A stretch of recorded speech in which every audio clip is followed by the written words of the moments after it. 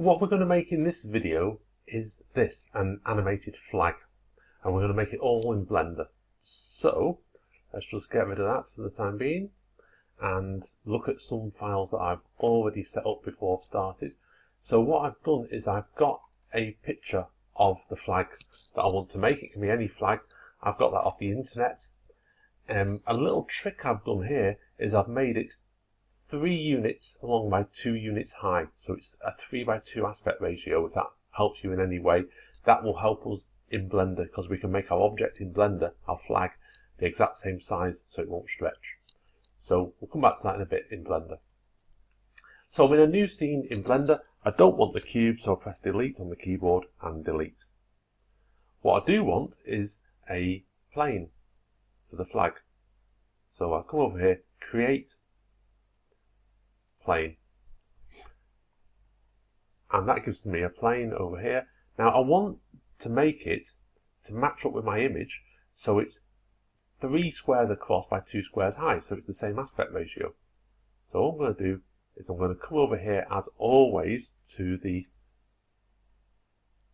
Object tab, and I'm going to go Scale and just make it bigger and stretch this out. And if I go to 1.5, then I know that that's the right size.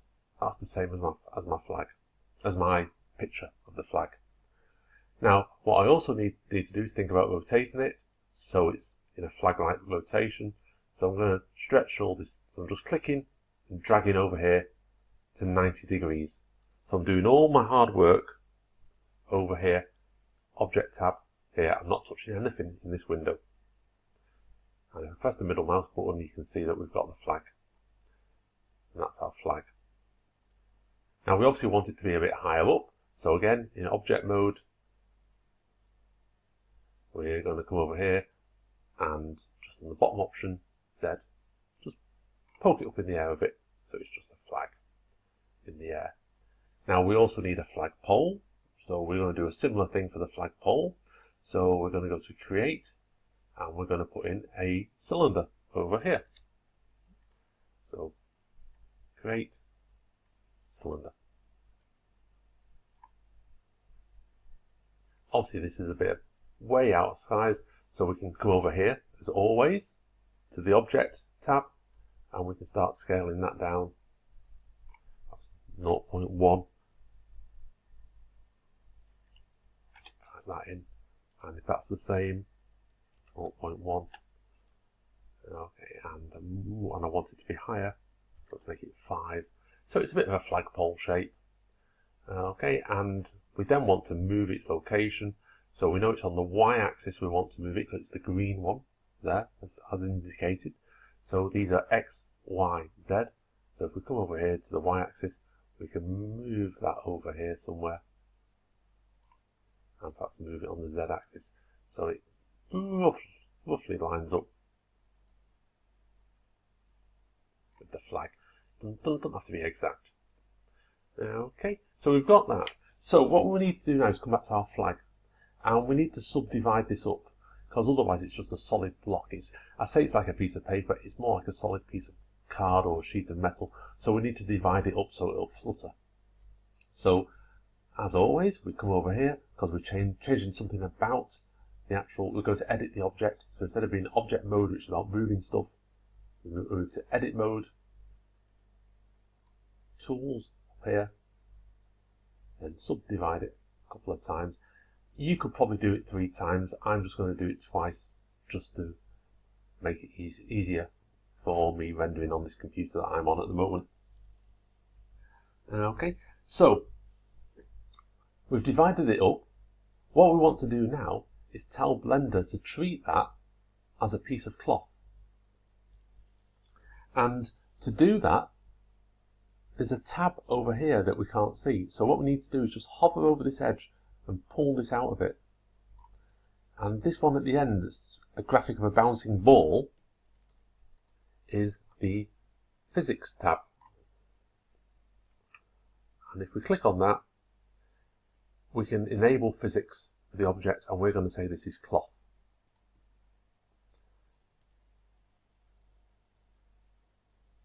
We don't need to change anything else. Now if I come down here and press play on the timeline, down here in the bottom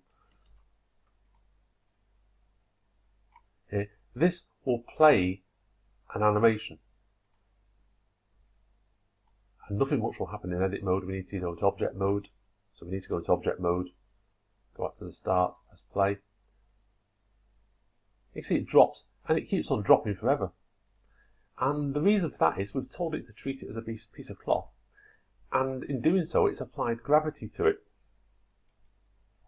So what's happening is the object, the flag, the piece of cloth, is just having gravity applied to it, and it's just dropping straight down, but there's nothing to interact with it. So like in the real world, there might be a breeze or some atmosphere or some air. There's nothing, so it's just literally dropping down. So what we need to do is stop it from dropping down and then disrupt it up a bit.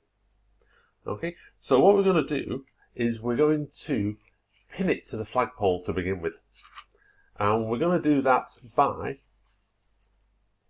going back into edit mode, select, deselect,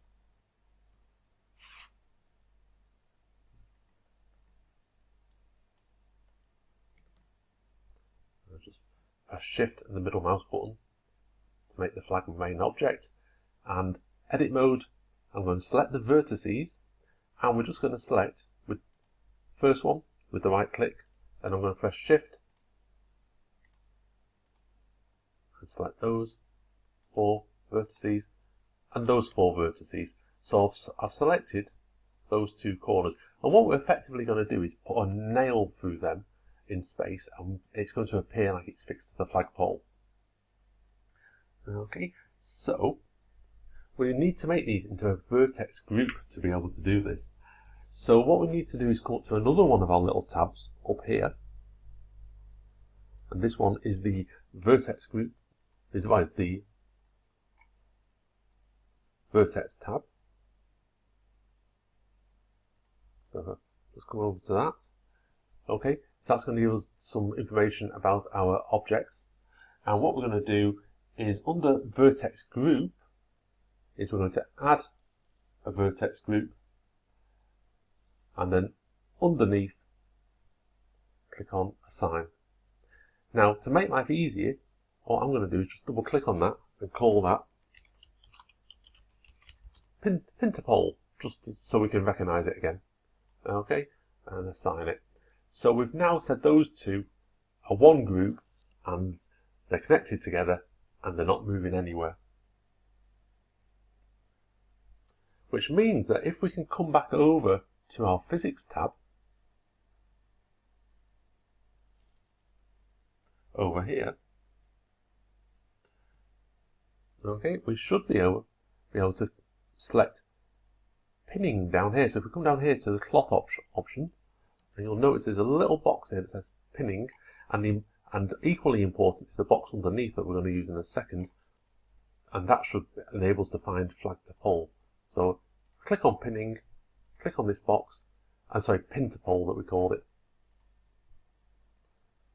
And what we're saying is that those 2 objects are pinned and they can't move, and we've locked them down, which means that if we come back into object mode now, go back to the start, press play, that's what happens to our flag, because these 2 areas are stopping it from moving, and therefore it's got something affecting it.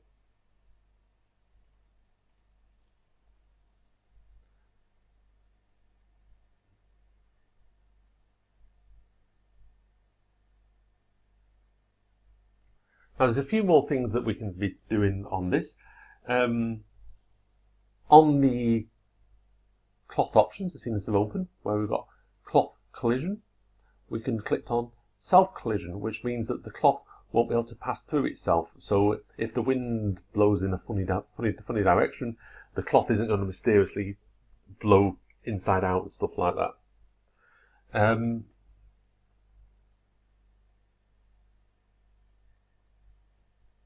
Now what we need to do is we need to add a breeze to this, because still so far, if I come into object mode and press play, that's all that's going on. It's just the effect of gravity on it. So we need to add some wind to this. So what we're going to do is we're in object mode, and we're going to go over here and we're going to add force field, and we're going to add wind. So I'll just leave that open for a second. So I'll do it again. Down here, add force field, wind. And you should see something which looks like 3 circles all after each other. Now these are effectively a hairdryer. This is basically what we've put in here, and the direction that the little pink arrow points is the way the hairdryer will be pointing. So that's like the nozzle of a hairdryer blasting away. So we can come into here and let's rotate it around the x-axis, and let's just do that by 90 degrees over there. Okay, just so it's sideways, and let's move its location so it's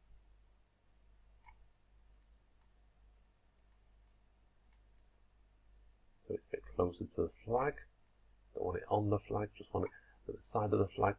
So you can see we're moving it here. So this orange arrow is the direction of the wind that blows out of it.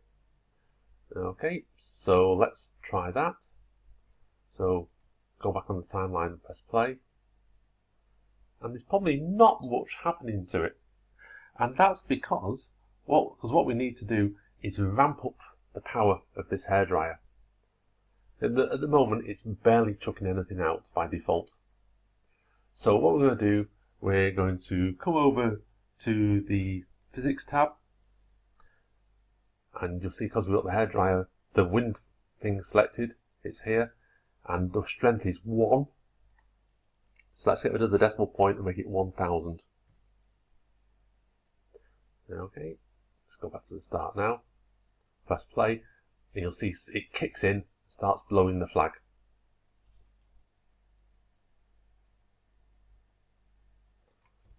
So one last thing to do, and that's to add the picture of the Jolly Roger flag, or whatever your flag is, to that. So let's go over to the materials tab and add a new material to our object. So I'm going to come over here, got texture, so let's come out of this in object mode, let me select the flag.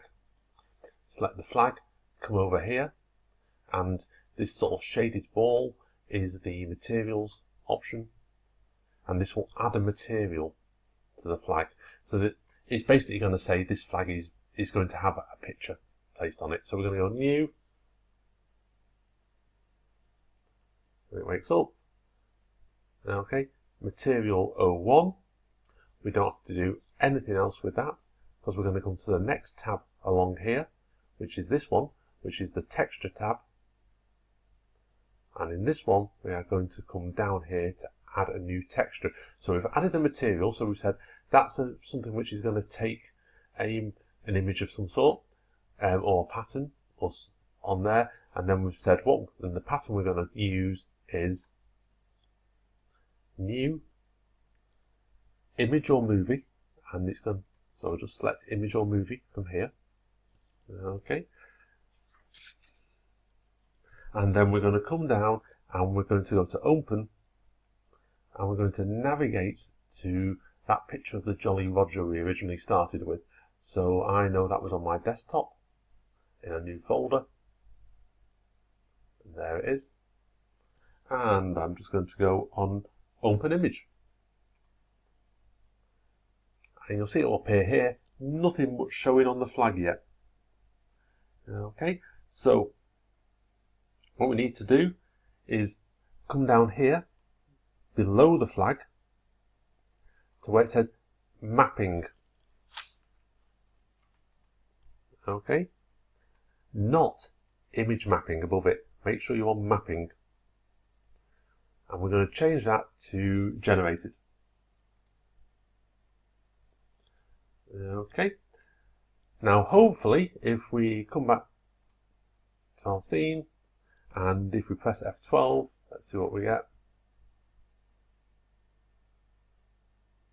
Render the scene. And we should get something, we should see our flag up there somewhere. The camera's not looking at it as it stands at the moment. But you can see the flag is there. So let's just move the camera so we can see it a bit more clearly. So the camera's over here. So I'm just going to click on the camera and drag it up a bit. And hopefully that'll give me a view of the flag. Yeah, so there's my flag. The only trouble is the picture's the wrong way around.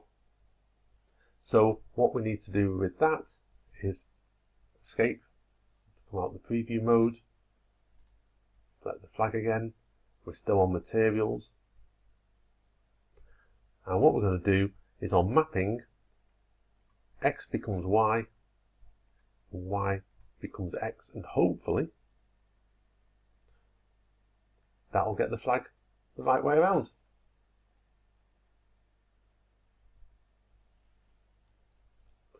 Okay. And try it on the other. Yep. So we've got the flag there.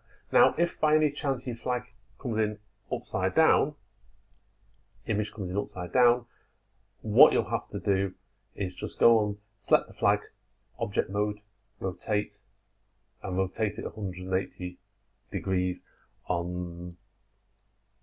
I have to come over here to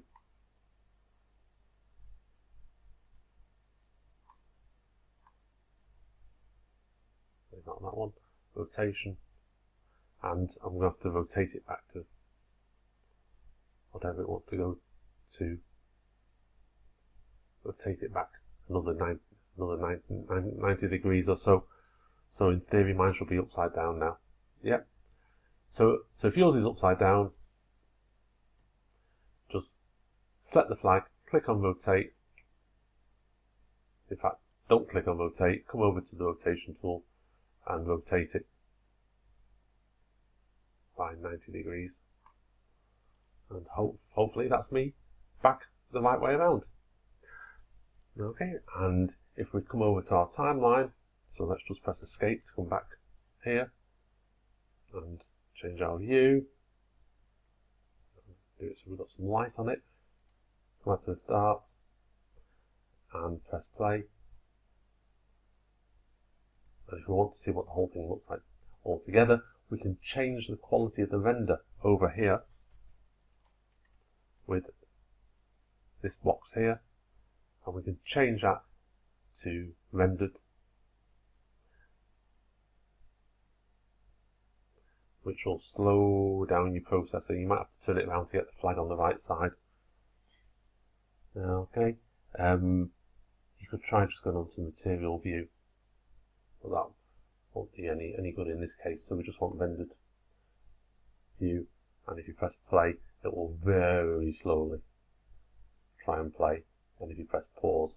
So what we need to do now is two things. We need to smooth off the flag, and we need to render it out as an animation. So I'm just going to come back over here because this is slowing everything down to solid. And first thing we're going to do is we're going to smooth off the flag.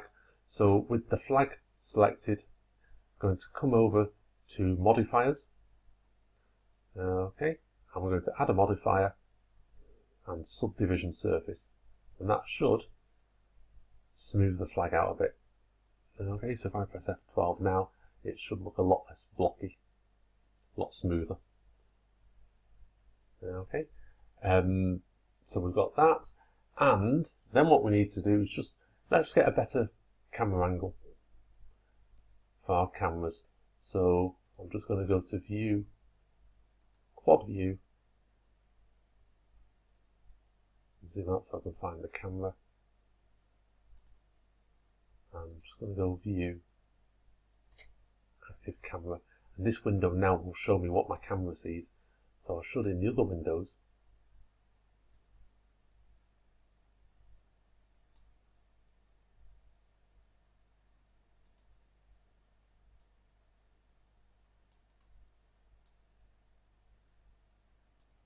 So just right clicking to move it. I'm going to rotate it upwards. Perhaps rotate it sideways a bit, just so my flag's in my shot there. So that bit now there is the view I'm going to get. So I've just been moving this camera around until I get that. Nope. And then I'm just going to press F12, and hopefully that will show us the new angle that we're rendering at. Okay, so with that done, what we need to do is render the scene out. So how do we do that? Right, we are going to go into the Render Mini Icon tab, which is actually the first tab. Even though it's the last thing you do on a scene, it's the first tab in Blender, because that's the type of program Blender is. Okay, so it's the one that looks like a camera.